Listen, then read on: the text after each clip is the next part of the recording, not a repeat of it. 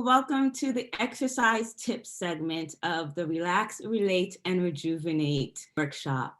So I just want to say thank you to Dr. Davis and Dr. Frank for laying out these foundational frameworks of how to manage this stretch. So we're actually going to start with a quick stretch break. Hey everybody, I just want to give you guys a quick stretch break. So if you can, just go ahead and stand up and we'll begin. Deep breath in. Exhale, release. Separate the legs. Again, deep breath in.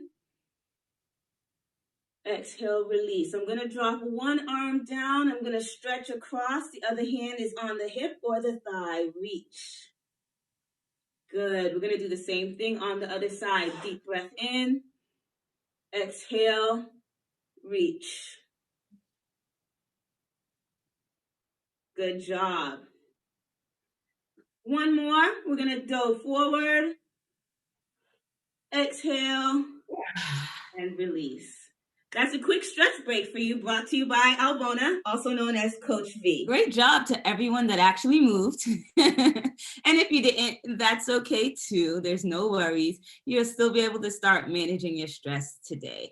Definitely, it's okay to take extra breaths and just to relax. That's perfect. So I want to be able to foster a healthy sense of engaging in fitness activity long enough and at a good enough intensity to break a sweat. And my tips are simple. Start sweating. All right, that sounds really easy, but I have some news for you. One day and someday are not real days. So don't wait to start on a Monday or to start next month. Just start, okay? That's the best that you can do. Whether you are, wheelchair bound, walker bound, or you're complaining of back, hip, knee, shoulder, ankle pain, start, okay? Get your medical advice and just go for it. And that's gonna segue right into sweating consistently and having patience with yourself. Especially if you do have some of these functional limitations, it's gonna take a little bit of time for you to acclimate to your new strengthening program. And that's okay, guys. You wanna have some patience with yourself, okay? That also helps to avoid or prevent injury. And also, if you experience pain or soreness, that's okay too, especially when you're starting a new exercise program. That's totally normal, no matter what level you're starting at. Even elite athletes have pain and soreness when they do their workouts too. So why wouldn't you? Come on. Then we want to fail-proof your sweat. That means we have to make it easy for you to do your exercise, whichever exercise you'll choose. You want to build some habits that will lend towards that. Whether you want to put a mat at the end of your bed, so as soon as you get out of bed, you're like, oh, there's my yoga mat, let me do something. Or, putting your sneakers by the door. Or what actually, real talk, happened to me yesterday. I was so tired when I got home, but it was such a great day out. I was like, oh, I'm going to go for a walk. And on the way home, I was like, struggling to stay awake. I was like, this isn't going to happen. But I had my fail-proofs built in. I have a jump rope in my car. I have resistance bands. I have sneakers. So as soon as I got home, I didn't even bring my bags up. I just literally was like, I know I'm not coming back out. Just grabbed the jump rope, did 5 minutes. Woo, felt great. Let's do a little 5 minutes more. And I ended up doing a 10-minute workout, just like that. And I felt so much better. So you want to just have, those fail-proofs built in for you. And you want to have it to be convenient, set some goals, and know what you're going to do. Okay, so you're not just guessing and trying to figure it out on the spot. So you want to share your sweat. My favorite is group exercise. So my favorite is group exercise for sure. But you can go this fitness journey alone, but you'll find a little bit more success if you are working out with a partner. There's fitness events that you can participate in. And then my favorite, what I was saying, is group exercise. So I have a video here of one of my group exercise classes. And these ladies and gentlemen are really willing to put in the hard work. And I design creative workouts for them. And that's just, one aspect. So you can see these guys are putting in some work. We've got some agility ladders, we've got some weights, we've got some mat, and everyone's working at their capacity. When you have a group exercise instructor, they're going to be very encouraging and motivating to help you get to where you're going. And the people that you see in these classes are going to become your friends. They're going to go from strangers to friends because you're consistently showing up and they're going to be pushing you right along. And sometimes you'll say, hey, if that person can do it, I can do that too. And that will definitely encourage you along. So there are fun runs, there are races, there are fitness events, any dance class that you can think of, I've been. African dance, Zumba, hip hop, soca, everything that's dance, I'm there, I have fun. They have cycling events. There are art and mud runs and mud races. So many different options that even if you sign up alone, by the time you get there, there are people that helps to build that sense of community and that fosters you. So you will definitely be able to transition into sweating with accountability. So you'll have people that you'll see consistently. You'll either be signed up for a fun run or a race that you'll want to be able to participate, and you'll have dates.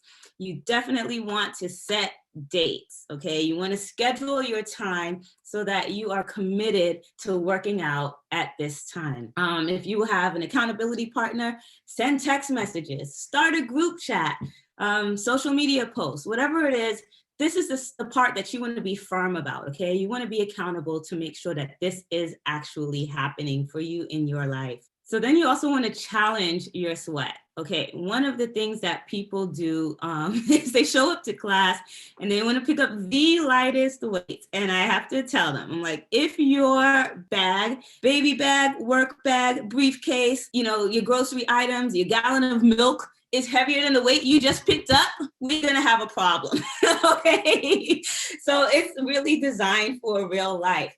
So in order to challenge your sweat, you wanna safely elevate your heart rate, and you'll see on the chart here, based on your age, what the target heart rate is. Between 50 to 85% is usually a safe range for you to be. In general, I like to use the sweating term because it's your body's way of letting you know that it's working. So, I mean, everyone's gonna have different levels of function, but they kind of get you there. So when you go to these different classes, you'll be able to chart that. There are ways to take it manually. Some of you have fitness watches and that does it automatically. That makes it even easier. But there are definitely options for you to challenge yourself. You can also increase your intensity of your workouts. You can increase the time or the duration. You can also add an additional rep. Instead of doing 10, maybe you're doing 12 today. Instead of 12, maybe 15. And you can increase the resistance that you're using. It doesn't have to be weights. It can be resistance bands. Some people like medicine balls, kettlebells, or household items. I always use the example of Costco laundry detergent. That stuff is heavy. So, I mean, if you want to go around and grab some laundry detergent, by all means, do that too, okay? That's other ways that you can challenge your sweat. And last but certainly not least, I want everyone to have fun when you're sweating. There are so many exercise options that are out there. When people tell me that they don't like exercise, my response is that you just haven't found something that's for you yet. All right, there are plenty of options out there. You're gonna start with whatever's most accessible to you, understanding your functional limitations and your body's capacity, as well as what may be around. And sometimes you are gonna have to go it alone until you get into that, even just signing up for a gym, maybe you'll find a class there and then start meeting people that way. But whatever it is, don't be afraid to, like we said in the beginning, start. Swimming, walking, those are low impact activities, okay? Those are designed specifically with purposes of easing the transition. If you have to do exercises sitting down to start, do that. Do whatever you got to do to move, baby. I want everyone sweating, all right?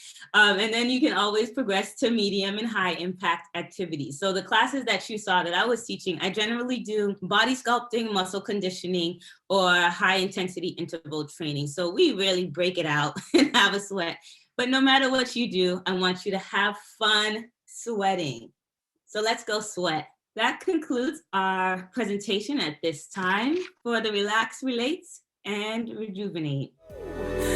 That I have found.